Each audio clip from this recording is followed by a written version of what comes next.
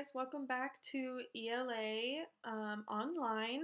So we're going to get started with our next packet that you should have received for this week, May 4th through May 8th. You should have already done some social studies, you should have done some science, and now I hope you're ready for some ELA. Okay, so we're going to get started with our anchor chart as usual. Tried to make it a little more fun, adding a little background. I'm not that tech savvy. So it says analyzing word meaning. We're going to look at what that actually means. So authors choose specific words to convey meaning to readers in different ways. It is our job to analyze their word choice for meaning that they intend. Okay, so there's different types of meanings that we can derive from what the author's trying to say. So they can have technical meanings, which is using subject or area specific vocab to convey ideas to us. So that's like scientific language, mathematical language.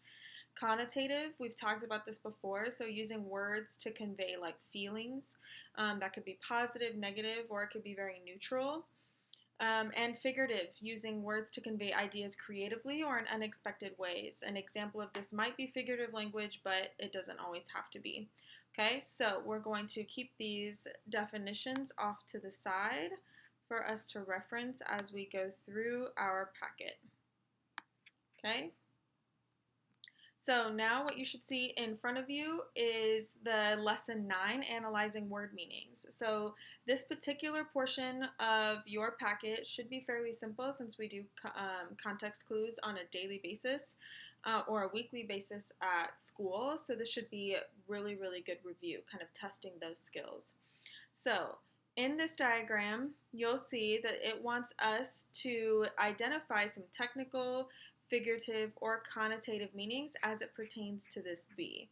Okay, so we're going to go through that together, and then I'll kind of guide us through this table right here. So it says the huge black eyes seem borrowed from the face of an alien. My apologies. So I already see in this one it says borrowed from the face of an alien or a space alien. So I'm going to keep that in the back of my mind as something that I might want to note.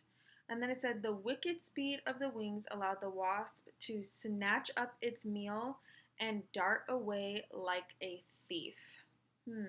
I also see that it says snatch up its meal right here, and it says the female wasp's ovipositor or egg-laying organ is found in the abdomen. It also functions as a stinger to paralyze and kill the prey. I see this word right here that I might not know, but it is the definition right here, right after. It says egg-laying organ that's found in the abdomen of the animal. Okay, so that also makes me think of, technical, connotative, or figurative language. Okay, so now in our chart below, you'll see that it's already pulled those exact examples that I've underlined for you in that chart. Okay, our first example and how they kind of derived what the type of meaning was and then why the author uses it is right here on that first line. So it said snatch up its meal. So that's where you should be looking right now. This is going to have a connotative meaning. So that's either positive, I'm going to draw my positive sign, or that's that negative feeling attributed to it. So why the author uses it is to suggest that the wasp takes the meal suddenly, perhaps even rudely. If somebody's snatching something from me, oftentimes you can think of this at school. If somebody snatches your pencil or snatches a paper that you're trying to hand out to them, that kind of conveys that they're not very kind or they're doing something in a rude way. So that's going to be our negative connotation right here. So now it says ovipositor, I can barely say it, or egg-laying organ is found in the abdomen. So the type of meaning is missing, and it says to communicate precisely which part of the wasp is being described. So we're looking at a description of the part of the wasp.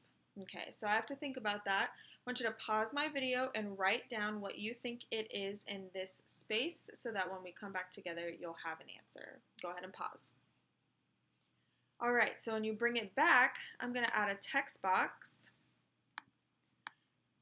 And I know that this is a word I may not know unless like I'm talking about these bugs specifically. It had to give me the definition right afterwards.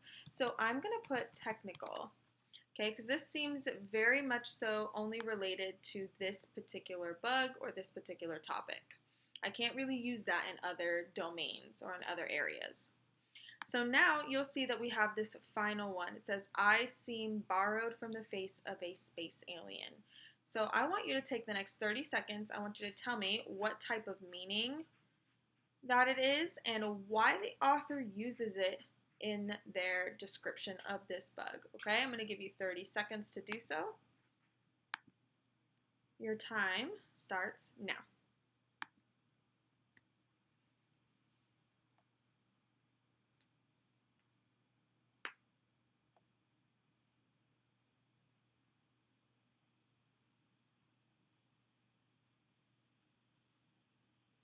Make sure you're writing your responses in the table and you're analyzing for why the author might use that type of language.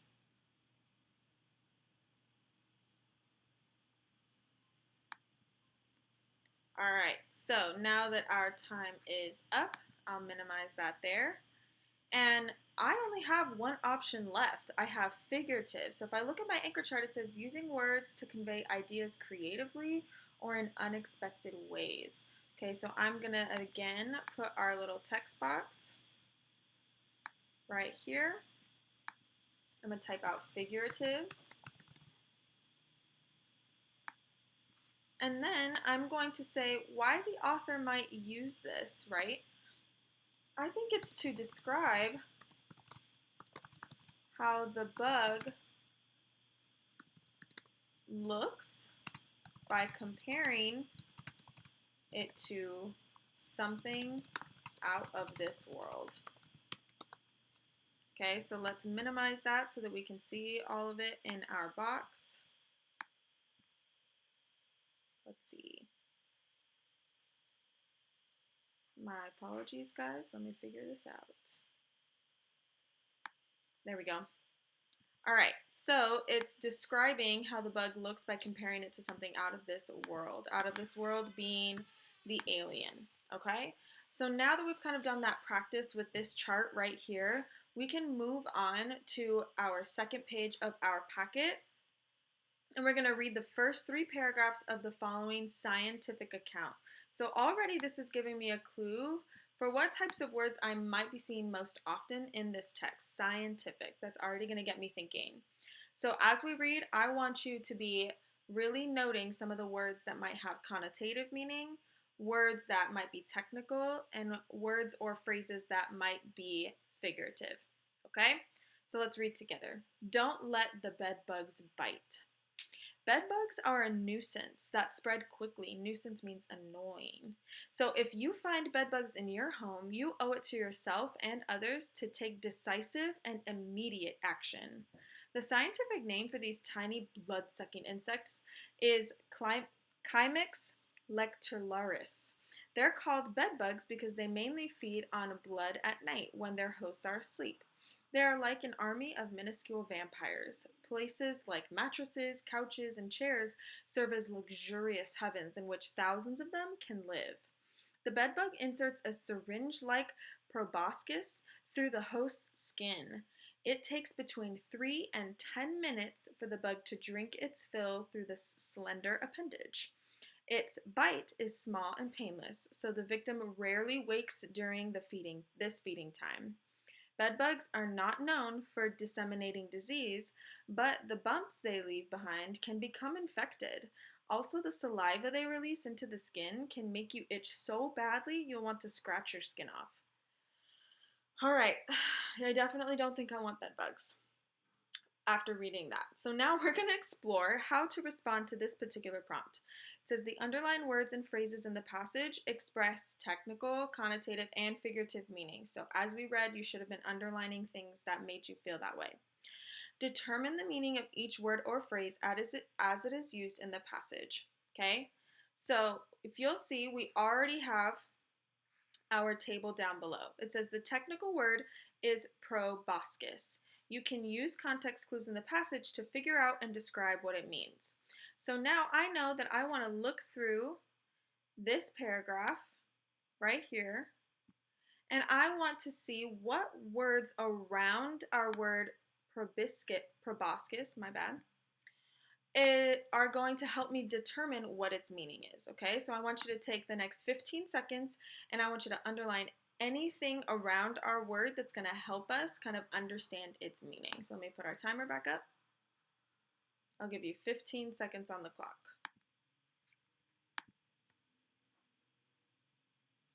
And begin. Remember, you're underlining any words that might help you determine what this technical term means.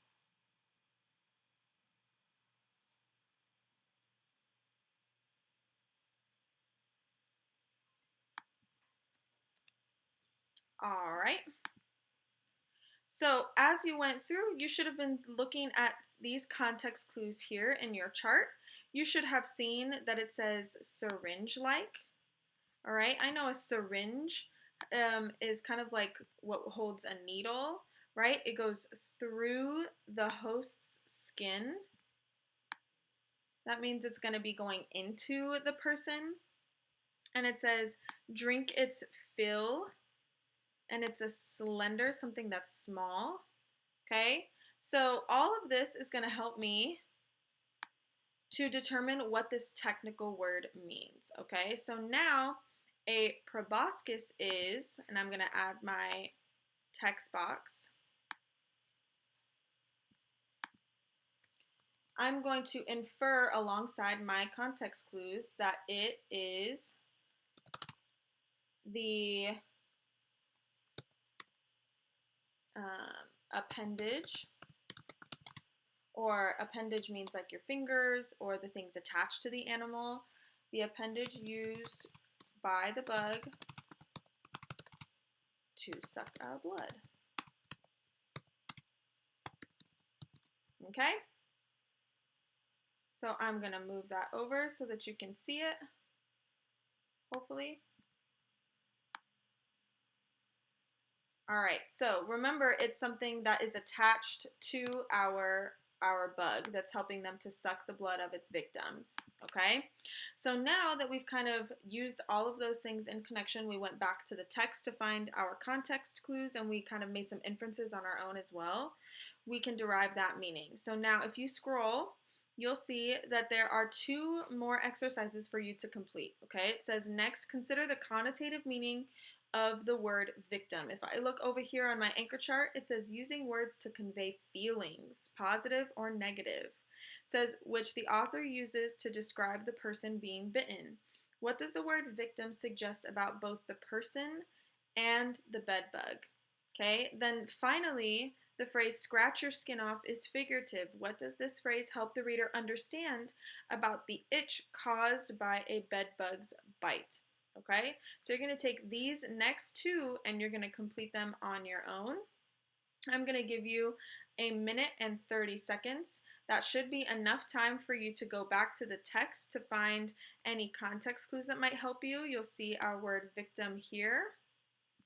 And then you'll see our figurative words right here, or phrase, scratch your skin off. Okay, so please look through the text and underline. So I'm going to leave that up here for you so that you can underline your context clues. And you have 1 minute and 30 seconds. So I will start this over once that 30 seconds is up. Okay? Your time starts now.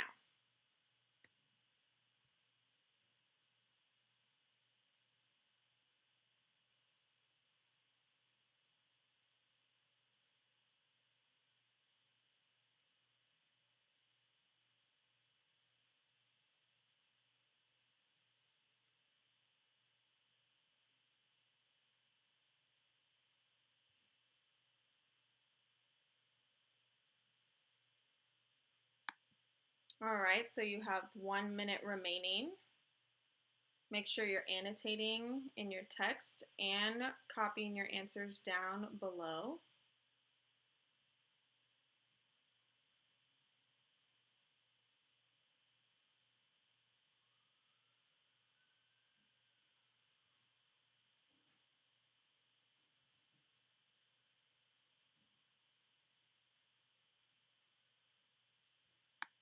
All right, you have 30 more seconds, so please make sure you are telling me the connotative meaning of victim, and you are telling me the figurative meaning of scratch your skin off in relation to the bed bugs.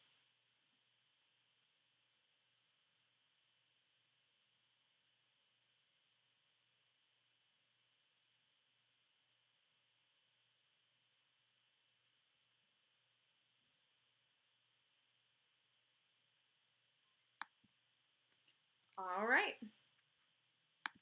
So now you should have those done here. We're going to go over our answers in our Zoom call. So please make sure you plug in to make sure that you understand how to do both of those words. I really want to make sure that you are using all of the resources that we can. And if you can't jump onto Zoom, make sure you're texting me or following along via Instagram to see what we've come up with, okay?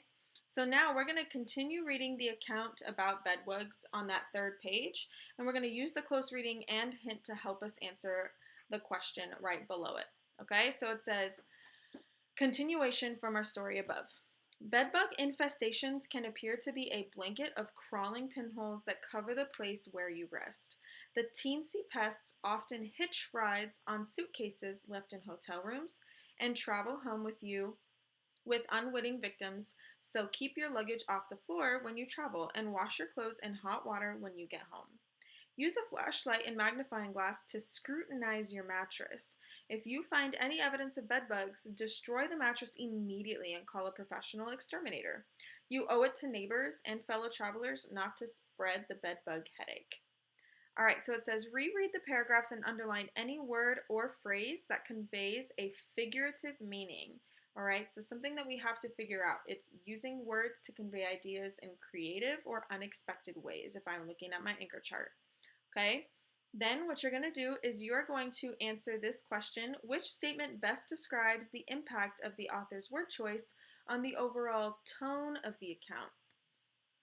So I know that I haven't really talked about what tone is. So if I look at my hint off to the side, it says the tone of a text is its overall feeling. So I want to underline that for myself because it'll help me answer this question. Not just the information it communicates, but the feelings it expresses, okay? Some can have more than one tone, so I have to keep that in mind as I'm answering this question. So let me read it one more time. It says, which statement best describes the impact of the author's word choice on the overall tone of the account? Okay, so the feeling of the text. Okay, so now it's going to be your job to decide what the feeling is and the intention that we receive as readers. And I want you to answer. Please make sure you're explaining down at the bottom. And you can talk with a partner via FaceTime. You can jump on Zoom to talk with us about our answers. And you can even make sure you use my office hours to help you as well. Okay? So now you should have the rest of the packet to go and finish so that you can determine how words really impact the meaning of a text.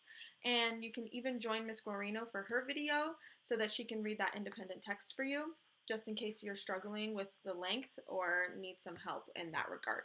All right, so last but not least, we have some announcements after going through all that wonderful work. I'm glad you stuck with me. We have our character education that's going to continue. Ms. Baki has been posting stuff all over the Instagram pertaining to what you can do to challenge yourself to show patience, to be humble, to show honesty, and to get rid of stress as well. So please make sure you're tuning in. I've been participating every week, so I'm hoping that you're jumping on that bandwagon. Okay, so make sure you're also attending Zoom meetings. For 7th grade, you have one every day from 11 to 11:40. Mine are on Wednesdays if you need ELA help. And it also is helpful to keep the work less boring, okay? And we have office hours, all of your teachers in 7th grade from 11 a.m. to 12 p.m. every single day, Monday through Friday. And make sure to follow Lester Prep Memphis on Instagram, myself at 7th grade ELA squad, and you have Miss Schmidt, which is 7th grade science squad, and you have Mr. Stroshine, which is Lester Math 7, I think. And last but not least, enrollment. please make sure that if you want to come back to school next year, you're enrolling online. Everything is open right now. Lester Prep Memphis has been posting things on Instagram. So have I, and I've also texted some parents, as some of the other advisory leaders have as well. So please make sure you're doing that. We would love to see you next year in person once all of this blows over. And the way to do that is to enroll. Okay? If you have any questions, please reach out. As always, love you guys.